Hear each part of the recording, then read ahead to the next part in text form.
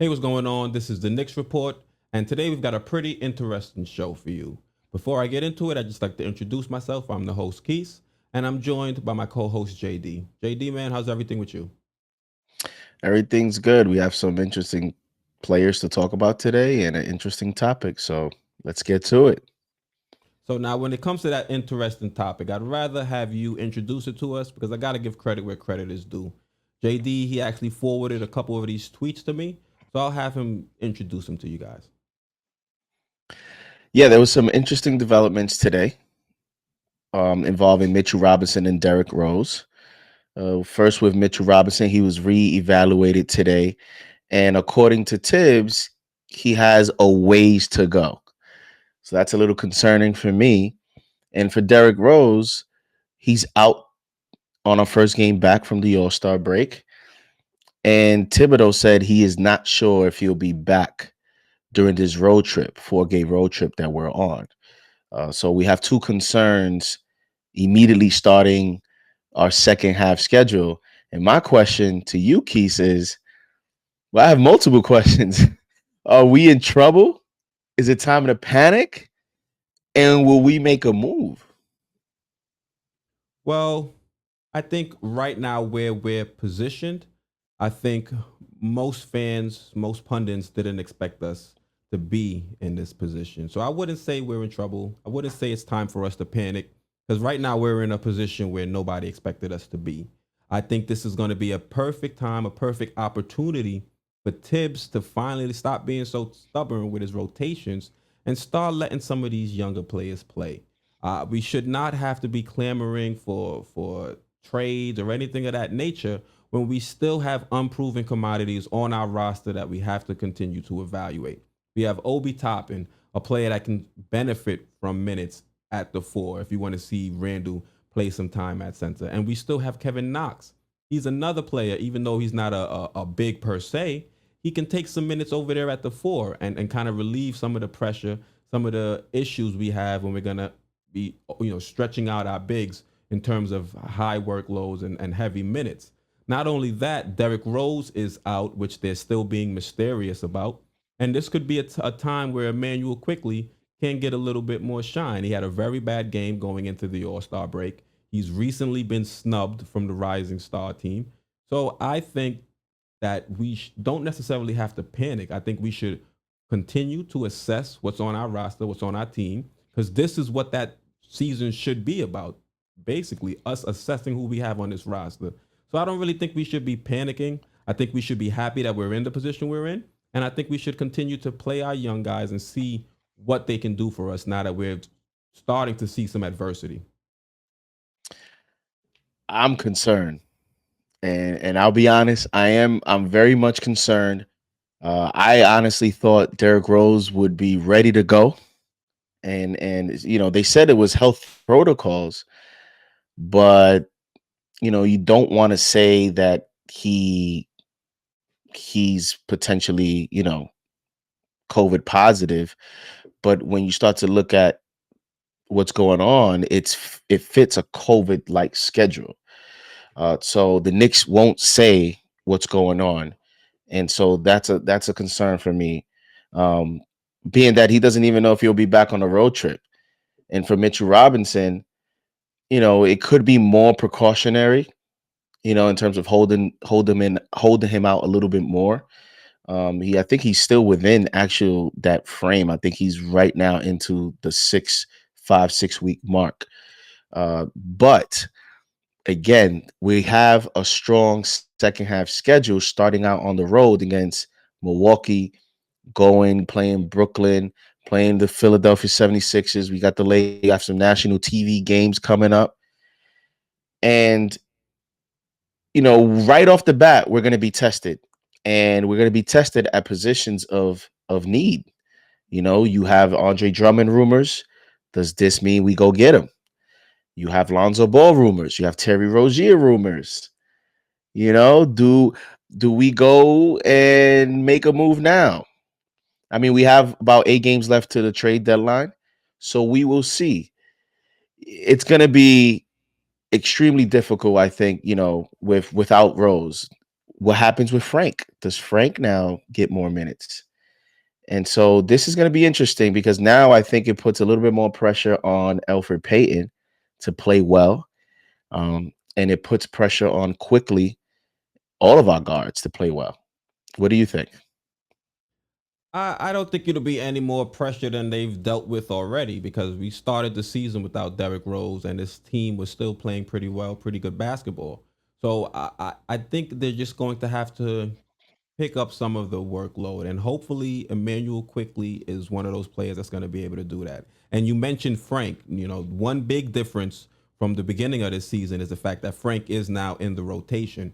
So like I said, I would love to see some of these younger players on our team actually have the opportunity or being given the opportunity to contribute. So if that means more minutes from Frank, a player that we've seen a lot of positives in the short amount of time he's played so far, I think that's something that I'll be fine with. But I think this team is deeper than some may think, and that the reason people may think this team isn't as deep as some expect, or some or I am saying is the fact that Tibbs is not really going to the end of his rotations. He's not really playing some of these players that we've invested draft capital in.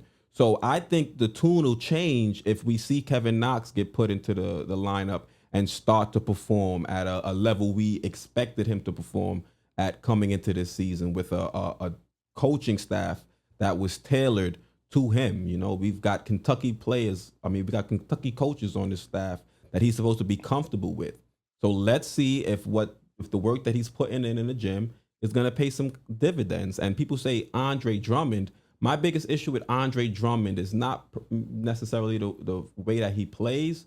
It's just what is that going to do to this team? A team that seems like it's starting to be a well-knit team, a team where everybody likes each other. Are you going to bring in an Andre Drummond and possibly have Mitchell Robinson lose his starting spot due to injury? Because I would assume if Drummond comes here, he's going to be the starter. So now we're going to have to deal with not only injuries, or because even if we bring in Drummond, we're still gonna have to deal with Derrick Rose being out, and now we're also gonna have to deal with potential chemistry problems. And we've all known, or we've all seen, that sometimes Mitchell Robinson can let his emotions get the best of him. So I think right now this is a team that really doesn't have championship aspirations. So if we're currently situated as a team that's competing for the playoffs, why make a big splash move and kind of throw off what we have growing right here, right now? Well, here's the thing. I think the Knicks are stuck in a situation where and you like Mitchell Robinson's been hurt. They haven't made a move. They brought Taj Gibson in, but there was a lot of, JaVale McGee's and Kyle O'Quinn recently and Andre Drummond, and nothing has happened yet. I think what's going on here is the Knicks, if they're gonna make a move, they want to make a move that it's a little bit impactful. Doesn't have to be a superstar, even if it's a mid-tier trade, but someone that will actually produce and you can plug into the rotation. Because as the team is right now, we already see how Tibbs is managing the rotation and how he has short leashes on certain players. But the tricky part is who, and then from what's available, what do you have to give up? And so it's a tricky situation here because do you go for it? Do you not go for it? Do you sit back? What assets do you have to give up? And so I think the start here is going to be very important leading into the trade deadline. We will see some answers based on the team's play. The team comes out and they lose these 4 games on the road trip and they struggle, then the Knicks will probably most certainly just sit back and let the season play out. But if you play 500 or you start to win some games here, they may be inclined to make a move. Now, my concern continues to be the fact that I think there is some validity to the schedule because teams will start to ramp it up and the competition is going to start to increase. So I don't know that we'll have enough, being that the Knicks are 7-3 with Derrick Rose since he's been a Knick, right? That's a winning record. And you saw the run that our bench made with him. And now Peyton's coming back, but then Rose is out. So, I think it's just going to be a challenge, and it's going to be interesting to see what the Knicks do and how long Derrick Rose is going to be out, how long Mitchell Robinson is going to be out. I just think these two specific injuries starting the second half, tough schedule coming up right off the bat, we're going to be put to the test immediately. And it's going to be interesting to see what transpires in terms of how long they're going to be out and what we do at the trade deadline. Do you So you think we think? can make the playoffs? Um, if they are so let's say we don't make any moves and they're out for another 10, 15 games. Do you think are you not concerned about that? Can we make the playoffs? Well, before I answer that question, I just wanted to ask one quick question. You said if we start to lose, they won't make a move. You think? Well, because if you start okay, so you just said that you're fine. You're fine with the roster as is. You think we're a little bit better than what may be looked at on paper. So then if that's the case, and then we start to lose, in my opinion, why would the team then rush a move to try to get back to, being a 500 team or, Because whatever the Thibodeau's case the may be? coach. Well, yeah, and that's interesting too because he did say today that he has a bias towards good players. They asked him about, what is his mindset going into the trade deadline, and he continues to be consistent in his mentality of winning now. So that was interesting, Hmm. actually, since you pointed that out. But again, if we start off, this stretch and we don't win games, I don't know that you want to trade some of these assets just to get a stopgap or a band-aid to, you got the playing game. So even if we struggle, you still may get into that ninth, 10th slot. So based off that, if we lose games, I don't think they'll make a move. I don't. I mean, they still may make a move for the simple fact of this market is going to be interesting. Who the sellers are, how many sellers are they, and who what the demand is going to be and the asking price. So we may run into a trade just like a Derrick Rose where we may just have to give a future second for a player we can put into the rotation now. If that's the case, the Knicks will make a move regardless of the situation. So it's going to be interesting to see. Yeah, I didn't know if you specified if you meant a big move or a smaller move, but I definitely think if we start losing, if we go into a skid, that Tibbs is going to be knocking on Leon Rose's door and he's going to be requesting some help, and he's going to have some pretty good arguments to make, especially when you see how close we are in the standings, how competitive the East actually is this season. So I, I don't I don't see him going into a losing stretch and just deciding to stand pat. That doesn't seem like Tibbs's persona to me. Tibbs is going to do Right. everything he can to win, and if he's going to have to go and consistently knock on Rose's door to make that move happen, it's going to happen. Will it be a large scale move like a Bradley Bill?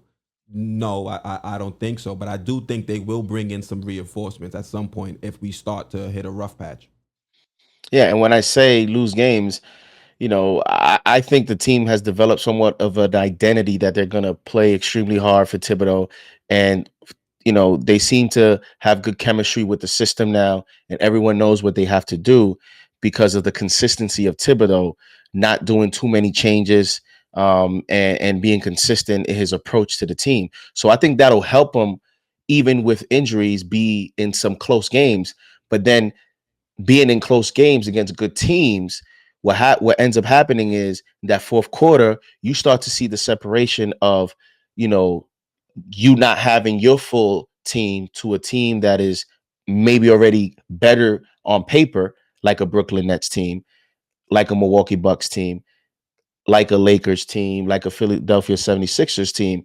And so if you don't have your full arsenal and you're in a close game, usually, you know, history tends to say that the better team usually wins those close games, especially starting a second half where these teams are going to now start to show more of a sense of urgency than in the first half where a lot of times teams are experimenting and doing a lot of rotational um, experiments, and now it's no time to play, it's time to go.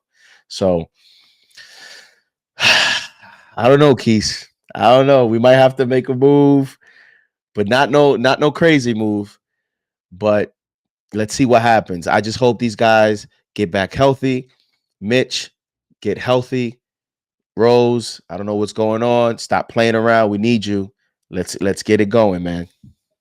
Yeah, and it's funny you mentioned the struggles coming out of halftime and the struggles late in the fourth quarter because even healthy, that's something the Knicks have struggled with throughout the season. So that is a reasonable point there as well. But I agree with you. I hope the Knicks don't make a big move. I'm open to like small moves.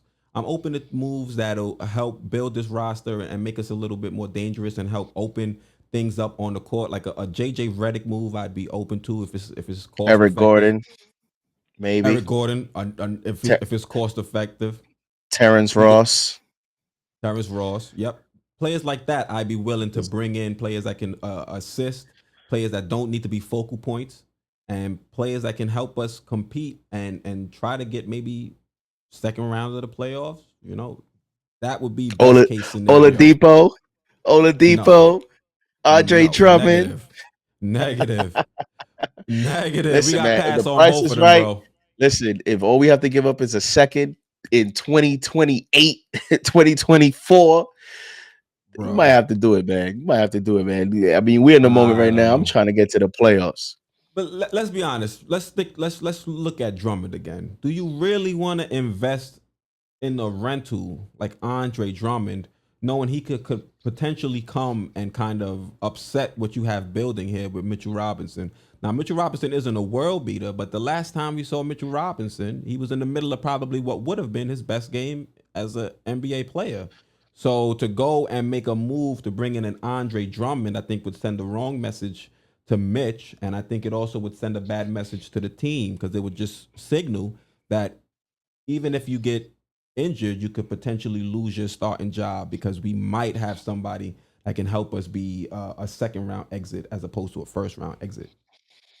I think, listen, I think that Nerlens Noel recent play has potentially changed their mindset on Drummond, being that Nerlens Noel had a few games, I think, where he played back to back 40-minute games. He's played very well. He's been able to stay healthy. And again, we've heard up until this point is rumors. And Mitchell Robinson's been out multiple weeks. And not only has the defense been able to survive, the team has been able to survive. And then the backup, Nerlens Noel, has been able to play well. And so now your starting center is a young center. And so I think the Knicks will actually be prioritizing guard and forward if they're going to make a move into the deadline. As they And if should. anything, Nerlens Noel's play coupled with, Mitchell Robinson and how the team feels about him, I think, and the fact that they haven't made a move, you know, I think tells you that they're looking to just get through with what they have and just try to get Mitchell Robinson back healthy and get back, get into that center rotation again. And I think they're going to be focusing on guard and forward as we head into the deadline here. Facts. Because let's be honest, as fans coming into this season, I don't think any of us really expected us to be this good at the halfway point. So, yes, your expectations adjust as the season progresses, but I still think that we have a solid young core that is starting to build together, that is starting to work together, very well. They're starting to gel and to make big moves, like bringing in some of these bigger names that have been associated with the Knicks, is just going to throw everything into disarray, and it could end up messing some of the things that Tibbs has been able to build here. So I think if you're going to make a move that's larger in scale, that should be left to the offseason. Right now, in season, everybody should have their head down, focused on the common goal, and that's winning the next game. And I think we have a team that's shown us as Knicks fans that they are willing to go out there and compete hard every night. And they're gonna give us their best. They're gonna give us their all. And as a Knicks fan, that's really all I can ask for. And I'm starting to see more positives in the win loss. And I'm just hoping that continues to happen throughout the second half of the season. I agree. I agree 100%. Let's see what happens here in the second half. I'm for a move. I'm pro making a trade. as long as, we're not dipping into too many assets, too many future assets, draft picks, and it's not a knee jerk move, more of a mid tier guy. 'Cause some of the guys we've mentioned, a JJ Redick, a Eric Gordon, a Terrence Ross, I'm okay with those moves. Those moves are not going to, elevate us to championship contention, or maybe even Eastern Conference Finals contention this year. But it could be moves that can get us into, keeping the fifth, sixth, seventh seed. Um, Whereas if we don't do anything and some of these injuries start to pick up, because those are just 2 injuries now, anything can happen from now until they get back. We might have another injury. We've seen Elfrid Payton get a hamstring injury by playing a lot of minutes, especially we have to chase Curry around. Mhm. So, things, we'll see. We'll see. Let's see what happens. And again, Rose, get back. Mitch, get back. We need you guys. And let's get ready to rock. Yeah, I don't think I could have said it any better. Now, you watching, if you ever want to check out JD, JD has a lot of things going on, and the best way to stay up to date with some of the things JD has going on is to follow him on Twitter. JD, let everybody know what your Twitter handle is. Twitter handle is JD, my initials, JD Sports Market. So it's at JD Sports Market. Pretty simple, straight to the point. And, just if you guys want to follow me, and you'll be up to date on some of the things I have coming up. And, we can connect, talk sports, not only Knicks. You could talk all sports, New York sports, anything you want. Right, you already know the vibes. Sports Sports vibes. vibes, baby. Let's get it. Also, I'm gonna have the link for his Twitter down in the description. I'll also have the links for the channel's Facebook page, Instagram page, and our Twitter. It's at Sports Vibes TV for all social media platforms. Now, I would like to know what you think. What do you think the Knicks should do up to the trade deadline? Should we make a move? Do we have to make a move in order to get better? Or do you think this team can contend and make it into the playoffs? Let me know down in the comments. Once again, I'm Quis, joined by JD. This is the Knicks Report, and we're out. Uh-huh. Uh-huh.